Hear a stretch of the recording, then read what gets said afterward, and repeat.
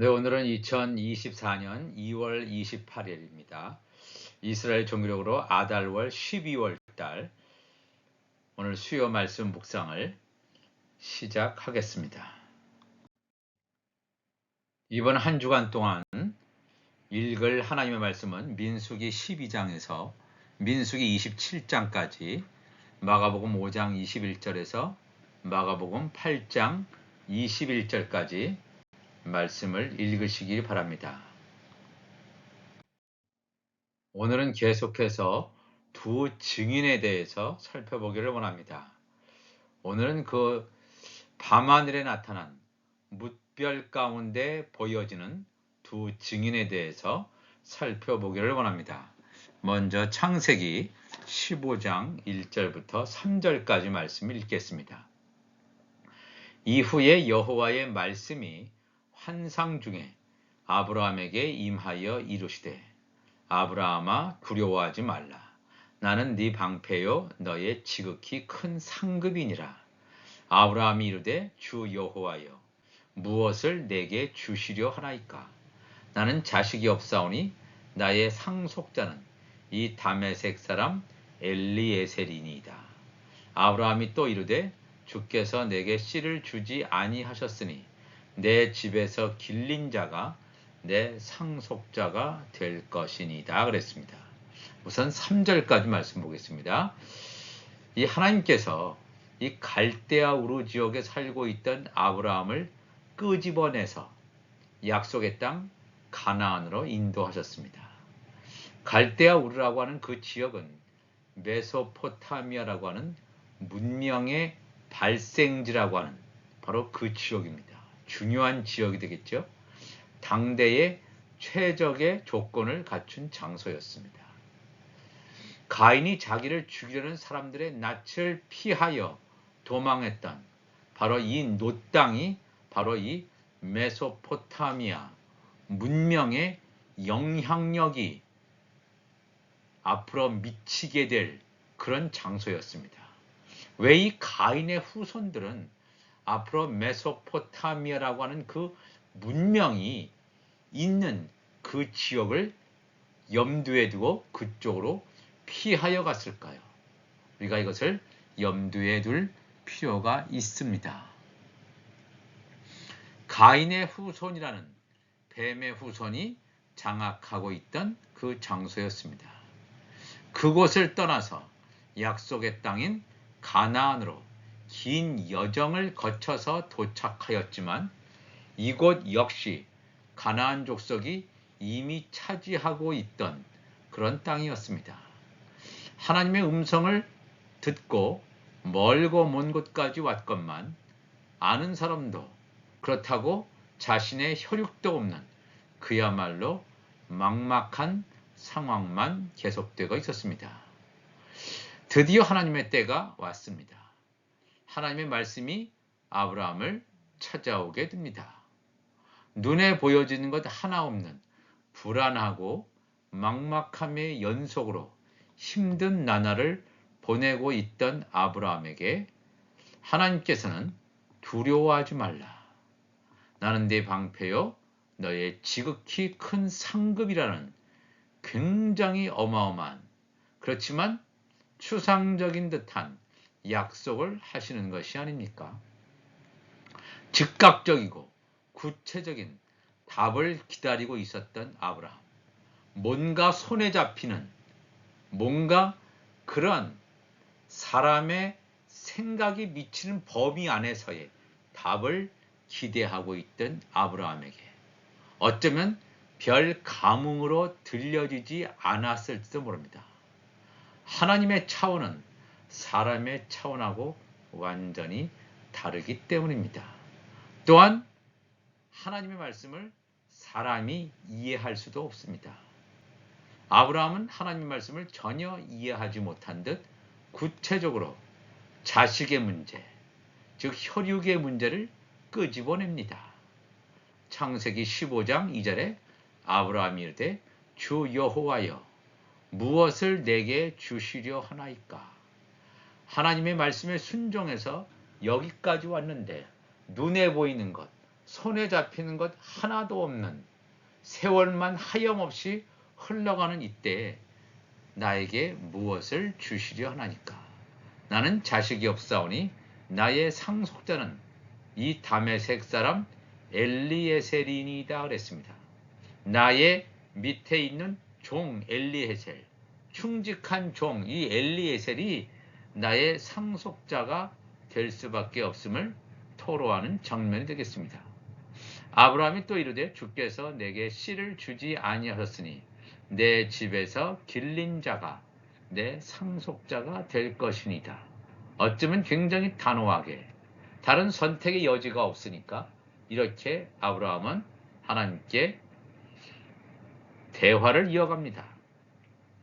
하나님이 들려주셨던 짧은 음성을 좇아서 모든 것을 버리고 그 자기의 고향, 친척, 본토를 다 떠나서 모든 것을 버리고 여기까지 왔거늘 아직 눈에 보이는 것도 손에 잡히는 것도 없는 막막한 그러한 상황 속에서 아브라함은 눈에 보이는 나의 종인 엘리에셀이 나의 가업, 즉 세상기업이죠.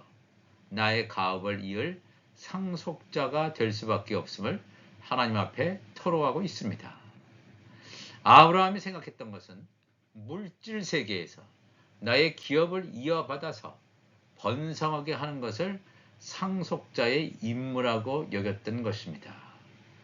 이때 아브라함의 귀에 들려왔던 하나님의 음성은 너무나도 단호하게 엘리에셀이 너의 상속자가 아니라 네 몸에서 날 자가 내 상속자가 될 것임을 또렷하고 분명하게 말씀해 주셨다는 것입니다.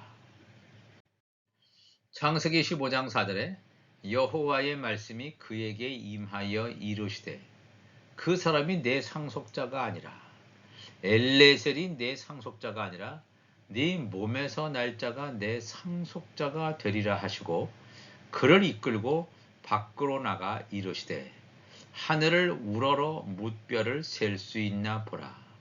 또 그에게 이르시되 내 자손이 이와 같으리라. 이렇게 말씀하십니다. 참 놀라운 말씀이 아닐 수 없습니다. 이때의 아브라함의 나이는 아브라함이 가나안 땅에 처음 도착했을 때 나이를 성경은 75세라고 말하고 있습니다. 또 사라가 아브라함에게 도저히 자녀가 없으니까 하갈을 첩으로 주었던 나이가 85세라고 증거하고 있습니다. 그렇다면 하나님께서 아브라함에게 나타나셔서 이 말씀을 하셨을 때는 아브라함의 나이가 적어도 한 80세 정도, 80세가 넘어서는 나이라고 여겨지는 그런 늙은 노인의 나이였습니다. 아브라함은 자신으로부터 상속자가 나올 것이라고는 전혀 생각하지 못했을 것입니다. 이미 생물학적으로 불가능한 지점을 지나고 있었기 때문일 것입니다.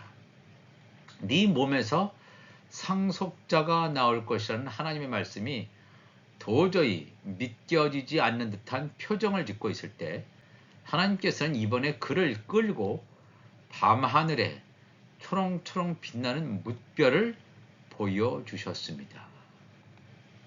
그를 이끌고 밖으로 나가 이르실 때 하늘을 우러러 뭇별을 셀 수 있나 보라 그랬습니다.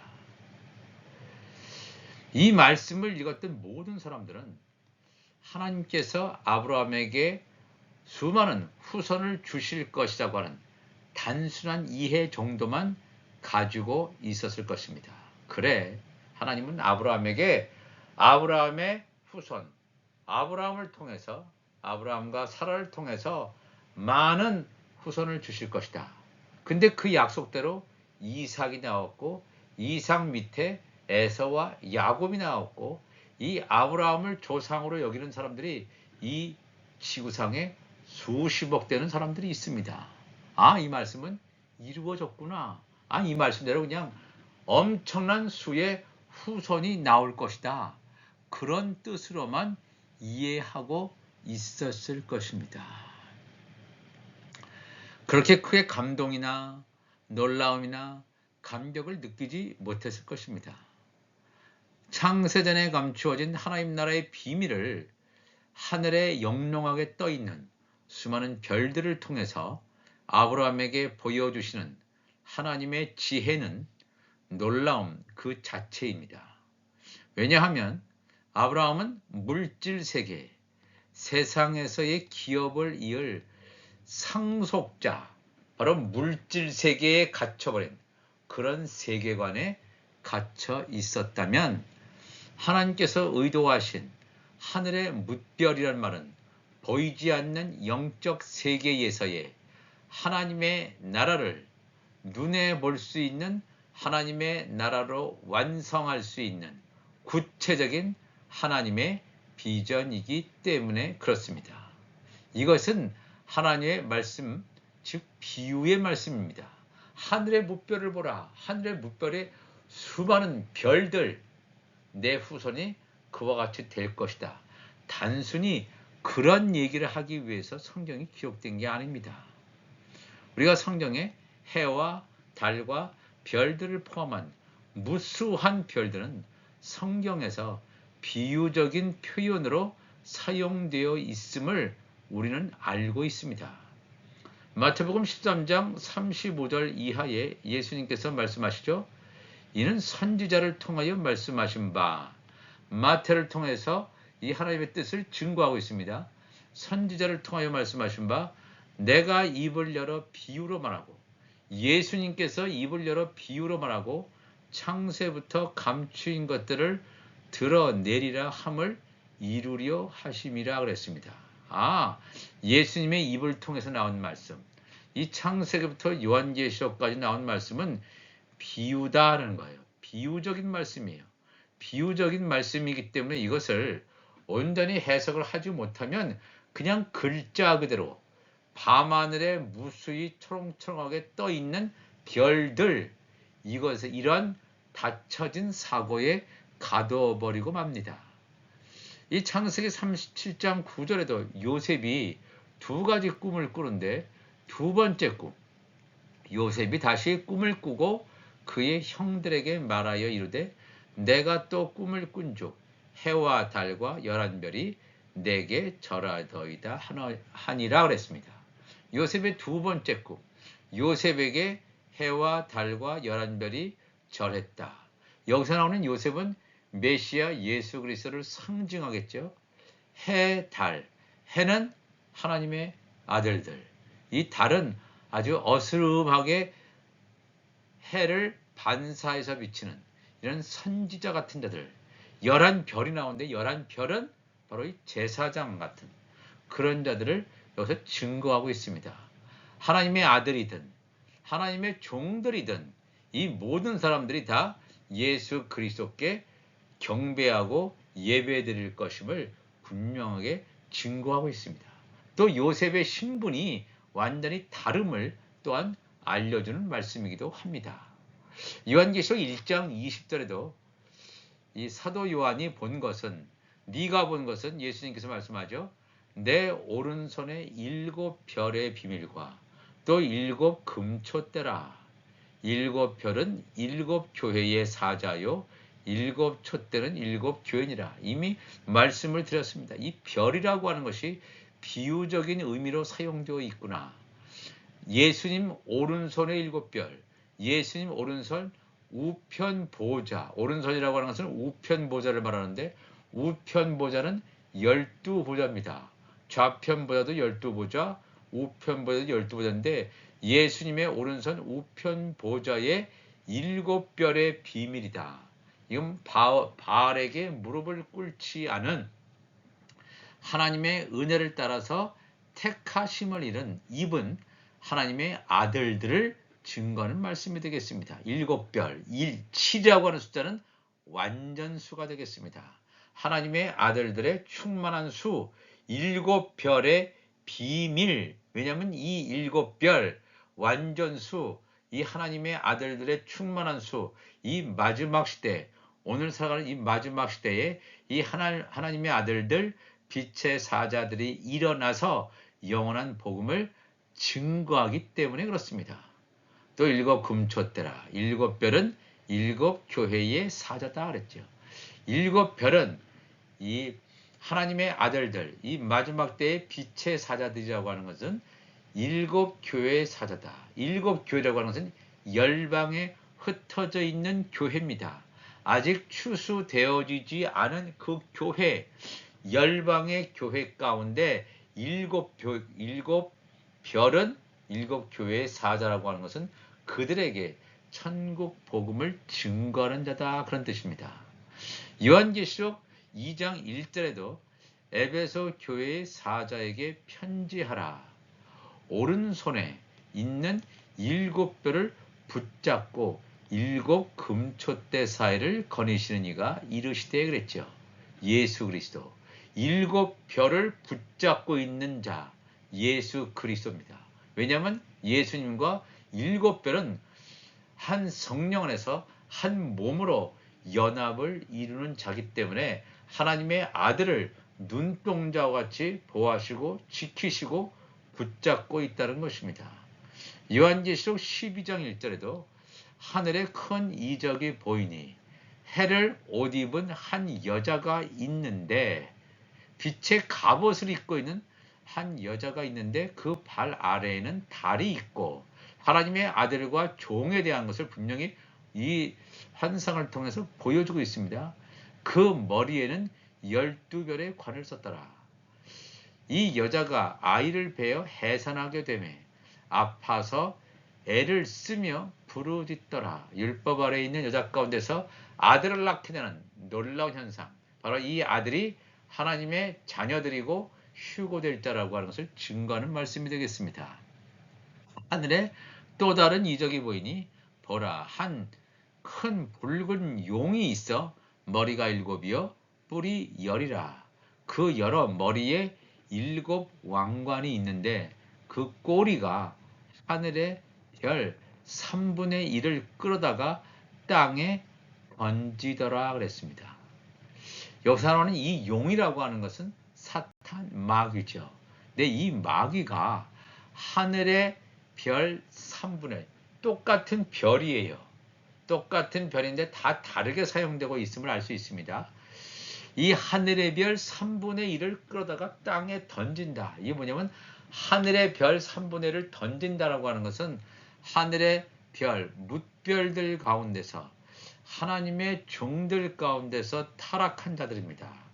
하늘의 별 3분의 1을 끌어다가 땅에 던지더라. 용이 해산하려는 여자 앞에서 그가 해산하면 그 아이를 삼키고자 하더니 그랬습니다. 틀림없이 이 별이라고 비유적으로 하신 그 말씀의 의미는 사람이라고 하는 것을 알 수 있는데, 그 별이 해냐 아니면 달이냐 일반 별이냐에 따라서 영적 정체성이 다름을 우리가 확연히 구분해 볼 수 있겠습니다. 창세기 22장 16절에도 이 아브라함이 하나님의 말씀대로 아들 이삭을 드린 다음에 이런 말씀이 나옵니다. 창세기 22장 16절에 이르시되 여호와께서 이르시기를 내가 나를 가리켜 맹세하노니 내가 네가 이같이, 즉 아브라함이 이같이 행하여 내 아들 내 독자도 아끼지 아니하였은즉 내가 내게 큰 복을 주고 내 씨가 크게 번성하여 하늘의 별과 같고 바닷가의 모래와 같게 하리니 내 씨가 그 대적의 성문을 차지할 것이다. 이런 말씀하십니다. 하늘의 별, 우리가 지금 읽었던 창세기 15장에 나오는 뭇별과 같은 말씀입니다. 물론 그 뭇별 아래는 이끌고 밖으로 나가시되 하늘을 우러러 뭇별을 셀 수 있나 보라. 여기서 나오는 이 뭇별 안에는 해와 달과 수많은 뭇별이 다 들어가 있습니다. 즉 이 뭇별에는 하나님의 아들들, 하나님의 종들이 마지막 때에 여호와의 칠절기를 통해서 하나님의 뜻 가운데서 하나님의 열매로, 포도나무 열매로, 무화과나무 열매로 맺혀지게 될 것임을, 추수되어질 것임을 분명하게 말하고 있습니다. 이것을 아브라함은 깨닫지 못했을 것입니다. 아, 그냥 나에게 많은 자손을 주실 것이구나. 우리도 이렇게 생각했을 것입니다. 그러나 이 말씀이 열려졌습니다. 하늘 우러러 뭇별을 셀 수 있나 보라. 그에게 이르시되 내 자손이 이와 같으리라. 하늘에 있는 뭇별, 하나님의 아들들, 하나님의 종들이 너를 통해서 태어날 것이다.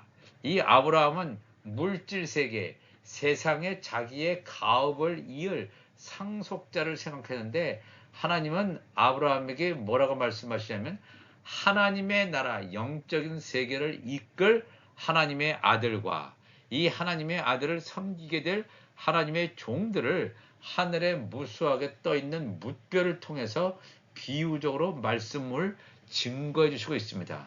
오늘 우리가 이 말씀을 통해서 성경 곳곳에 두 증인에 대한 암시, 언급, 두 증인에 대한 비유의 말씀이 넘쳐나는 것을 볼 수가 있습니다. 오늘도 우리가 이 말씀을 읽고 말씀을 먹고 그러므로 말미암아 내 안에 육이 죽고 영이 사는 온전한 하나님의 사람이 되시기를 주 예수 그리스도의 이름으로 축복합니다. 기도하시겠습니다. 하나님 아버지 감사합니다. 오늘도 귀한 말씀을 함께 나누었습니다. 생명의 말씀을 나누었습니다. 이 말씀을 통해서 마지막 때에 부어지는 성령의 기름 부으심이 내 안에 채워지게 되어지게 하시고 내 잔이 넘쳐남으로 말미암아 하나님의 정확한 때에 입을 벌려 성령의 말하게 하심을 따라 말씀을 증거하는 하늘의 사자들 되게 하여 주옵소서. 감사하며 예수 그리스도의 이름으로 기도하옵나이다.